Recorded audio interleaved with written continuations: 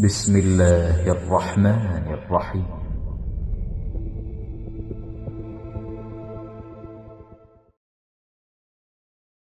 Bismillah, alhamdulillah, wassalatu wassalamu ala rasulillah. Енді мынау өзі ақыр заман жақындаған сайын кейбір күнәлардың белең алатындығы пайғамбарымыздың хадистерінде баян етілгені болатын. Мына заманда өмір сүріп жатқан көптеген адамдар, егер пайғамбарымыздың сол бір хадистеріне бір көңіл бұрып оқитын болатын болса, осы бір белгілердің болып жатқанын, айна қатесі болып жатқанын көз жеткізетін еді. Сондай белгілердің енді түрі көп, ол зинаның тарауы, болмаса жаңағыдай ішкіліктің неше түрлі бөлек аттармен ішіліп оның да көбеюі деген сияқты белгілер бар. Болмаса әйел кісілердің киімдерінің жалаңаштана бастауы, аурет жерлерінің жабылмауы деген сияқты, кісі өлімінің көбеюі, неше түрлі бүліктердің, келіспеушіліктердің белең алуы, өтіріктің кең етек алып кетуі деген сияқты, осы сияқты көп деген белгілер бар. Енді оны айтып жататын болсақ, өз уақыты жаңағы көптеген уақыт талап етеді. Бірақ біз соның ішінде бір тақырыпқа тоқталып өтейік деп едік. Ол да ақыр заманның кеп қалған белгісі. Ол пайғамбар айтқан ақыр заман жақындаған кездегі және бір белгісі болады. Жаңағы интишар зина деген сияқты, зинаның көбейген сияқты, интишар риба, яғни өсімқорлықтың да көбейетіндігін айтып кеткен. Өсімқорлық деген ол процент. Яғни бір жерден ақша алады, кейін соны өсіммен қайтару. Бұл шариғатта негізі харам етілген нәрсе еді. Бұл жайында көптеген адамдар енді хабарсыз болғаннан кейін біз айтуға мәжбүрміз. Өйткені егер үндемей қалатын болса, енді қазақта бар ғой, ауруын жасырған ауырмай өледі деген сияқты, бұның көптеген зияны бар. Жалпы шариғат дегеніміз бір нәрсені білуіміз керек. Аллах тағала шариғатта бір нәрсеге бұйырған болса, міндетті түрде ол нәрседе адам баласына дүние ақыретте пайда бар. Егер Аллах тағала шариғатта бір нәрседен қайтарған болатын болса, ол нәрседе де қайтарған нәрсесінде егер істейтін болса, адам баласына дүние ақыретте зияны бар. Бұл жай ғана бір тыйым, білімсіз бір жаңағы шектеулер болып табылмайды. Көп адамдардың ойлап жүргеніндей емес. Өйткені Аллах тағала бізді жаратқаннан кейін Ала я'ламу ман халақ дейді ғой. Енді өзі Аллах жаратты, өзі жаратып тұрған оның не пайдалы екенін білмей қалсын ба? Аллах біледі. Өздерінің адам базат болса, ненің пайдалы, ненің зиян екен. Сол жаңағы зиянды нәрселердің тыюдың қатарында осы процентті тыйым салған шариғатта. Оның күнәсі туралы, оның харам екендігі туралы бүкіл мұсылман ғалымдар бір ауыздан келіскен. Ол харам нәрсе, үлкен күнәлардың қатарына жатады. Тіпті оған байланысты хадистер бар, оған байланысты аяттар бар. Фаиллам тафалу, егер сендер жаңағы осы процент алғанды тоқтатпасаңдар, не деп келеді? Фазану би харби мин Аллахи ва расули, онда бұл нәрсені Аллах пен оның елшісіне қарсы соғыс деп біліңдер деген екен дейді. Бұл жақсы емес. Яғни процент алушы адам өзінің Раббысы Аллах тағала мен оның елшісіне қарсы соғыс жасап кеткендей болып қалады екен. Бұның өзі де тыйылу үшін өте жеткілікті нәрсе болып табылатын еді. Және де көптеген аяттарда Аллах тағала айтады: "Ва халлал бай ва харрама риба", Аллах тағала сауда саттықты халал етті де, мынау процентті, яғни өсімқорлықты харам етті деген. Сауда саттыққа бұның үлкен бір зияны бар екен, бұны харам етті деген аяттар бар. Осы сияқты Құран аяттары бойынша, пайғамбарымыз жеткен сүннеттер бойынша бұның харамдығы нақты айтылған. Енді хадисте келген және бір осы проценттің харам екендігін айтатын хадистер бар.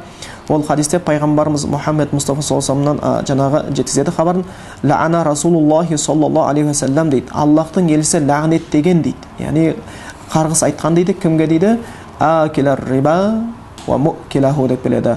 Яғни процент алушыны, процент берушіні де лағнет деген. Ва катибаху, сол екен алушы берушінің ортасында жазушыны да алды бертеп жазушыны да, ва шахидайхи, соған куәгер болған адамдарды да лағнет деген деп келген екен. Егер бұған қарайтын болатын болсақ, бұл жерде Аллахқа қарсы соғыс, елшісіне қарсы соғыс деген, пайғамбардың лағнетіне ілініп қалу деген ол жақсы емес. Ал және бір хабарда келеді, пайғамбар Мұхаммед Мұстафа саллаллаху алейхи ва саллямнан жеткізген хабарда жаңағы ар-риба дейді, бұл процент алу, процент берудің күнәсі дейді. Оның түсіндірген кезде иснани ва саб'уна бабан, ол дейді сонда 72 есіктен, 72 қабаттан тұрады дейді. Ол күнә деп келеді. Ва аднаха дейді, оның ең аз қабатының өзі дейді. Митла итияни раджули уммаху деп келеді. Кісі өзінің анасымен зина жасағандай деп айтылған жерлерде бар екен. Имам Табаранидің жаңағы Аусат атты кітабында жеткізген, пайғамбарымыздан жеткізген хадисінде. Сонда бұның қай жағынан қарасақ та өте ауыр күнә, және бұл ақыр заманның кеп қалған белгісі бірі болып табылады екен. Енді қазіргі кезде қарасақ, осы процентті бір сауда түрі сияқты, бір пайда түрі сияқты қауымда қалыптасып кеткен. Негізі бұл сауда емес, және бұл пайда да емес. Бұл негізі зиян. Бұл ал шариғатта саудаға рұқсат етілген. Саудаға рұқсат етілген дейді. Ал енді бұл шариғатта жаңағы аятпен хадиспен харам етілген нәрселер. Ал енді былай қоғамдық тұрғыда алып қарайтын болсақ, бұған біреулерге ешқандай ақша таппай жүргенде алатын жер оңай болып қалғаннан кейін, сол тұрғыда бұған енді харамына басқасына халалын ажыратпай жетіп алғысы келіп тұратын шығар. Ал енді 30%-пен күн көріп отырғандар соны пайда тауып отырғаннан кейін, оңай пайда көзін көргеннен кейін, олар да бұл жерге көз жұмып қарап, елге оның жаңағы көптеген зиянын да айтқысы келмейтін жан. Бұдан келетін нәрсе бір нәрсе айта кетейік. Енді сауда мәселесінде білетін адамдар болатын болса, оларға бұл түсінікті болады деп ойлаймыз. Мысалға, жалпы Аллах Тағала шариғатты бұны түсіргендегі мақсаты тек қана ақыретті ойлап жүру үшін емес, мына дүниесін де реттеу үшін жіберген. Дүниені реттеудің бірі сауда-саттық. Сауда-саттықта бұл жаңағы товар деген бар зат, одан кейін оның жаңағы бағасын белгілейтін ақша деген нәрсе бар. Екеуінің арасында бір байланыс болуға тиісті. Екеуінің арасындағы байланыс бұзылатын болса, саудада бұзылады екен. Қиындықтар туындайды екен. Оны біздің тілімізде кризис деп атап қоямыз. Сол үшін процентпен көп айналысқан елдерде міндетті түрде кризиске бір тіреледі. Бұның алдында бір кризис болған. Қанша адамдар оның зардабын шекті, қанша адамның жүйкесі кетті, қанша адамның денсаулығы кетті, қанша адам өмірде үзіліп кеткенінде жасыратын жайт емес, егер біз анығына қанығына баратын болсақ. Яғни процент алып пайда көргендерден зиян көргендер саны өте көп, егер шынтуайтқа келетін болсақ. Енді бұл осы айттық, жаңа сауда-саттықта товар бар, ақша бар. Енді процент алу оңай болғаннан кейін товарға жеткізу, енді ақша алу оңай болып қалады ғой. Ақша алу оңай болғаннан кейін товарға сатып алу оңай болады да, ол товардың бағасы көтеріледі. Яғни адам ақылына сыйғысыз, лайықты емес бағада көтеріледі. Мысал алатын болсақ, бір уақыттарда осы банкілерден процент алу қиын кезеңдерде, ондай нәрсе әлі кең тарамаған кезде, жоқ кезеңдерде біз білеміз, үйлердің бағасы көтеріңкі болған жоқ. Мүмкін $10,000, $20,000 елде алуға қиын болған шығар, бірақ сол кезде елде ақша болмаған үшін. Кейін ақша алу оңай болғаннан кейін, соны $10,000 келіп отқан үйлеріңе $100,000 болып, $20,000 $200,000-ға дейін көтеріліп кеткенін көріп отырмыз. Яғни қарасақ, алу оңай болғанмен оның бағасы көтеріледі. Бірақ екеуінің арасында үздіксіз ол ұзақ нәрсе бола бермейді. Товардың бағасы шексіз көтеріле беру деген нәрсе жоқ. Екеуі бір уақытта кейінге үзіледі. Осы үзілген тұсын, яғни товар мен ақша арасындағы байланыстың үзілген тұсын кризис деп атайды. Яғни бұл кризис болған кезде ол бүкіл қоғамдағы адамдарға зиян әкеп тигізеді. Зиян алып келіп тигізеді екен. Сол үшін Аллах Құранда айтқан ямхақуллаху риба, Аллах Тағала проценттің берекетін алып қойған дейді. Адамдар мүмкін алып жатқаннан кейін бір жақсылық бар екен деп. Жоқ. Аллахтың сөзі хақ. Процент алдың ба берекетін алып қояды. Ол сенің отбасыңнан берекетін, жүріс-тұрысыңнан, кіріс-шығысыңнан, қарым-қатынасыңнан, осының бәрін бір берекетін алып қояды, адам баласы өзі білмейді. Кейбір ғалымдар айтқан сияқты, процент алушы адам шөлін тұзды сумен қандырып атқан, теңізден су ішіп атқан адам сияқты дейді. Ішкен сайын шөлдейді дейді. Одан ешқандай бір қажеті өтеліп қоймайды екен. Сол үшін бұны бір қатты сақтықпен қарауымыз қажетті болатын дүние екен. Мына қоғамда тарап кетті, елдің бәрі жасап жатыр ғой деген нәрсе емес. Әлбетте ақыр заман болған жақындаған сайын қабедел жамраты филият дейді, дінді қолда ұстау, дінмен тура жүру жаңағындай шоқты қолда ұстағандай қиын болады. Бірақтан егер оның жаңағы Алла харам еткен нәрсе болса, оның қиындығы одан да еселеніп кетеді. Ең жақсы майда қадамменен таза күйде ешкімге байланбастан бұл нәрсеге жету. Біріншіден бұл сауда-саттықтың яғни арасындағы ақша мен товар арасында байланысты бұзып, сауданың бұзылуына себепкер болады. Бұл харам жолмен жасалған сауда болып есептелінеді екен. Екінші себебі, көбінесе бұл процентке ақша берушілердің жағдайлары бар болады да, процентке алатындардың көбісінің жағдайы жоқтар, ақша жоқ болып жүреді. Енді соны ақша алғаннан кейін соған байланады. Бұл айтқанда кедейдің бай алдында қор күйге түсуіне қайтадан себептер туғызып қояды екен. Сөйтіп көбінесе burada таяқ жейтін қайтадан айналып келгенде кедейлер болып қалады да. Қайтадан кедейлер болып қалады. Сол үшін Аллах Тағала Құранда мына бір аятта айтқан, оған бір біз мән беруіміз керек. Аллах не деді? Ямхақуллаху риба ва юрбис садақат. Аллах Тағала проценттің берекетін алады да садақаны өсіреді, берекесін көбейтеді деген. Садақа деген біреуге беру. Ал процент деген алу сияқты. Қарсақ біздің енді есебімізде алсаң малың көбею керек, берсең азаю керек. Бірақ Аллах айтады жоқ дейді. яғни процент алсаң берекең қашады да, садақа берсең берекең артады деген. Өйткені садақа беруші адам өзіндегі дүниенің Аллах Тағаланың қалауымен оған жеткендігіне көзін жеткізіп отыр. Ол бар болғаны себебін ғана жасады. Оны бұйырған Аллах Тағала екенін біліп отыр. Енді қазақша айтқан кезде аз қылатында, көп қылатында, аш қылатында, тоқ қылатында, бар қылатында, жоқ қылатында Аллах Тағала деген тәуекелдік былай айтқанда сақталуына себепкер болады. Сол үшін де көбінесе кедей кепшікке процент беріп көмектескеннен гөрі садақа беріп көмектескен өте абзал болып табылады екен. Осы жағына қайта көп қызықтыруға асығу керек, елдерді процент алып қызықтырғаннан көрі. Аллах сол үшін Құранда айтады: "Ла хайра фи касир мин нажу илля ман амара бисадақат". Сендердің сөйлеп отқан көп деген сөздерінде хайыр, берекет жоқ. Берекеті бар нәрселер ол не деп келді? Садақаға бұйыру деп болып табылатын еді. Енді осы тұрғыдан алып қарағанда бұның да жаңағы кедей мен байдың арасындағы байланыстың бұзылуына себепкер болады, дұшпандықтың артуына себепкер болады. Және қоғамда біз көріп отқанымыз, енді ол жарым бір адам сол банк алдында қарызын төлей алмай қалған болатын болса, оған кешірім жасалып жатқан жерлері жоқ. Оның бала шағасын өзі де үйден шығарылып, шықпаймын дейтін болатын болса, заң оның құзырлы орындармен итеріп шығарылып, оның арты келеңсіз жағдай алып барып, кейбір жерде кісі өліміне барып жатқанда біз көріп жатырмыз. Сол үшін міне берекесіздік деген осы болып табылады екен. Сонда мүмкін болатын болса, бұл нәрсеге алданып қалуға болмайды. Ол нәрсенің соңына түсе беруге болмайды. Осы жерде жоғарыда бір хадис айтып кеткен едік. Енді өмірде кездесетін нәрсенің бірі осы ғой. Жоғарыда хадисте пайғамбарымыз айтты: "Ар-риба", яғни процент алу, бұл иснани ва сабауна бабан, ол бір 72 тармақтан тұрады деді. Яғни күнәсі, қабат күнә деген сөз ғой. 72 қабат күнә дейді да, бір процент алу. Аднаха, оның ең төменгісі деп келеді, итянур ражули уммаху, кісінің өзінің туған анасымен зина жасағанмен тең деп келеді. Алла сақтасын. Осында бір хадис бар. Енді бұны осы хадиске байланысты болған оқиғаның бірі, бұл кісінің аты жөнінде бәрі белгілі кісі. Ол кісі ертең біздің мына бір насихатымызды тыңдап жатқан болса, бұл біз жайында айтылып жатыр деп өзі де ойлайтын шығар.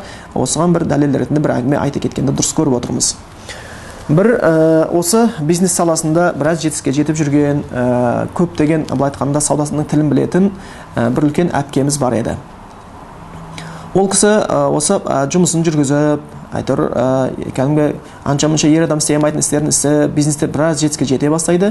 Жете бастаған кезде процент алудың харам екенін біледі да, бірден одан тыйылады. Өйткені ол кісі намазхан, маңдай сәждеге тиген кісі еді. Ол кісі үшін Алланың сөзінің құны бар. Алланың сөзін адам сөзінің жоғары қоя берген кісі болатын еді. Енді адамдар анау дейтін шығар, мынау дейтін шығар, түрлі себебін айтатын шығар, бірақ Аллах Тағала харам деген болатын болса, мен осыған жоламай-ақ қояйын. Маған байып кету парыз емес, бірақ адал болу міндет. Парыз деген ойменен ол кісі тыйыла бастайды. Бірақ маңайындағы достарының көбісі де осы бизнес саласына айналысып жүргеннен кейін, оның біреусі оны қалайды, біреусі қаламайды. Сөйтіп жүрген кезде бизнесте жиі араласып жүрген бір кісі түсімде көрдім дейді. Ойымда ештеңе жоқ дейді. Түсімде көрсем дейді, өте нашар күйде көрдім де, өз түсімнен өзім шошып ояндым дейді. Түсімде жаңағы кісі дейді, бизнеспен айналысатын кісі дейді, өзінің туған анасымен зина жасап жатыр екен дейді. Мен ана түстен бұл не деген жаман түс, бұл не деген жиіркеніш түс деп өзім жиіркеніп түсімнен ояндым дейді. Тура сол күні түсіме оянып, мазам қашып тұрған кезімде жаңағы түсімде көрген кісі үйге қонаққа келіп қалды дейді. Енді ана түсімде оған айта алмаймын дейді. Ана кісі бір көңілді, мәз, келіп шайын ішті, тамағын жеді, сөйтіп отырды да бір уақытта әңгіме айтты дейді. Ай, мен бір шаруа істейін деп жатырмын, бір жолым болды, жақсылық болды деп айтты дейді. Не болды деп айтып едім дейді.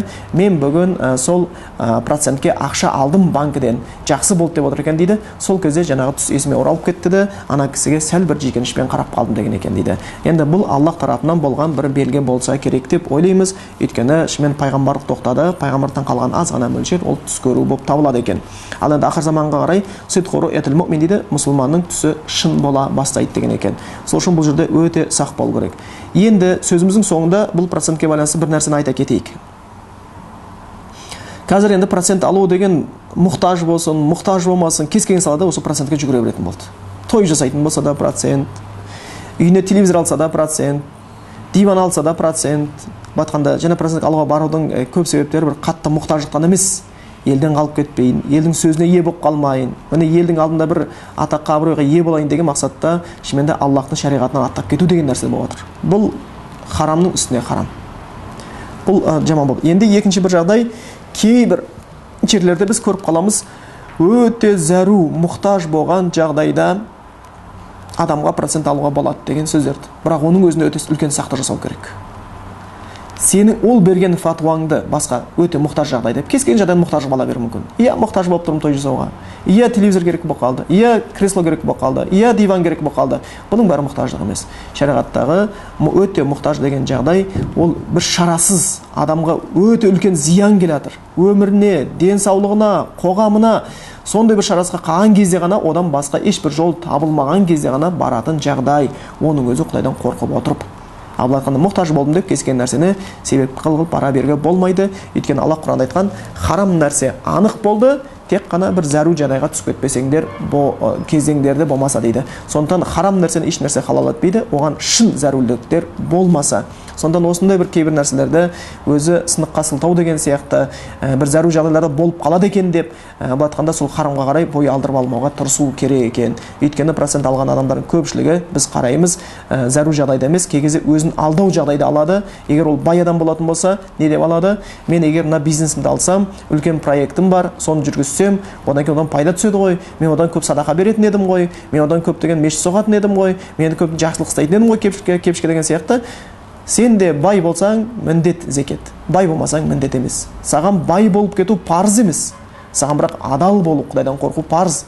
Біріншіден, екіншіден, Аллах Тағаланы олай алдауға болмайды. Егер ондай болатын болса, харам жолмен бүкіл нәрсеге рұқсат болып қалады. Ондай болатын болса, батқанда наркотик таратушылар, олар да біреуге зиян беріп жатыр. Онда олар да өз тапқан пайдасын халалды алдап алады. Мен бұдан садақамды беріп тұрамын ғой деп халалдап алса болатын еді. Жоқ, ондай алдануға болмайды. Аллах пайғамбарымыз хадисінде айтқан, инналлаха таййибун, Аллах Тағала таза, жақсы деп келеді. Ла яқбалу илля таййибан, және ол тек қана таза болған нәрсені қабылдайды дейді. Харам нәрседен садақа беріп, сауап табамын деп ойланып қалуға болмайды екен. Олай алдануға болмайды. Ал кедей болатын болса, ол әшейінде ақша таппай жүрген болса, әшейінде қарыз алып бере алмай жүрген болса, үлкен мөлшерде ақша алып оны қарыз берем деуі, ол өзін-өзі алдау болып қалады екен. Міне осының салдарынан кейбір жерлерде сол қарызынан құтыла алмай бір бүйрегін сатыпты, қарызынан құтыла алмай қаңғып кетіпті, қарызынан құтыла алмай бүкіл туысқандар алақан жай бойбай үйді алып қоятын болды, басқаны алып қоятын болды деп, тіпті осы процент алу үшін басқа біреулердің үйін тігіп жіберіп алдап кету деген нәрсеге барып, қарызға батқан адам ол қарыз адамды өтірікші қылады, дін бұзар қылып тастайды, сондай бір келеңсіз қылықтарға барып қалады екен. Одан кейін және бір қиын жағдайлардың біреусі кей кезде осы қатты қарызға батқандардың айтқанда өз өмірлерін қиып жіберген, шешім таппай, қарыздан құтылатын жерін таппай, өз өмірлерін қиып жатқанын да көреміз. Сондықтан бір осы салада бір бауырымыз бар еді, 5 уақыт намазға оқып, әкесі банкіде жұмыс істейді екен, сол әкесінің сөзін жеткізген жері бар еді. Мен 5 уақыт намазға құлаған кезде әкем басында мақұлдай қоймады. Балам-ау, сені оқыттым ғой, мен сені тоқыттым ғой, осынша нәрсеге жеткізген кезде сен неге намазға сап кеттің деген ойда болды. Кейін мен намаздың дұрыс екенін байқады дейді. Бірақ сол әкеміз банкіде жұмыс істейтін еді, елге процент беретін еді, біреулер сонымен шаруашылығын жасап жатқандай болды дейді. Кейін қарыз қайтаратын кезде көп адам қайтара алмайды дейді. Арасында әкем айтты дейді, пәленше қарыз адам асыл бөліпті деген сөз естідік дейді. Екінші хабар жетті дейді. Сонда әкем бір айтқан сөзі бар дейді. Мына шариғат берке емес екен. Кей кезде мен өзімді банкир сияқты емес, мен кей кезде өзімді киллер сияқты, кісі өлтіруші сияқты сезініп кетем. Менің себебімнен сол адамдар өлді ғой. Менің себебімнен біреудің отбасы, әйелі жесір, баласы жетім қалдау деген сияқты ойлармен кішкене түңілетін кездерінде пайда болып қалды деген екен дейді. Сол үшін шынымен де анық қанығына білейік. Харам деген нәрседе әрқашанда бойда аулақ салуға тырысуымыз керек. Ол шын зәру, шын мұқтаж болмаса, оның өзін ғалымның алдында, білмегесінің алдында шын мұқтажсың ба, мұқтаж анықтап алу керек. Яғни нәпсінің қалауыменен, өзің әлсіздігімен кетіп қалуға болмайды екен. Аллах Тағала ел жұртымызды жамандықтан сақтасын, харамнан сақтасын, халалдан әйтеуір осы әрекет істеуді нәсіп етсін. Өйткені ақыр заманға қарай өзі халал жаңағындай ақшаның табылуы да қиындай бастайды екен. Бірақтан халалдан ақша табу ол ғибадат екен, ол да құлшылық екенін естен шығармауымыз керек. Аллах Тағала Құранда бір нәрсені харам еткен болатын болса, ол нәрсе харам еткен нәрседе міндетті түрде бізге зиян бар. Одан бойымызды Аллах сақтауға тырысуымыз керек екен. Субханакаллаху бихамдика, ашһаду ан ла илаха илля анта, астағфирука ва атубу илейк.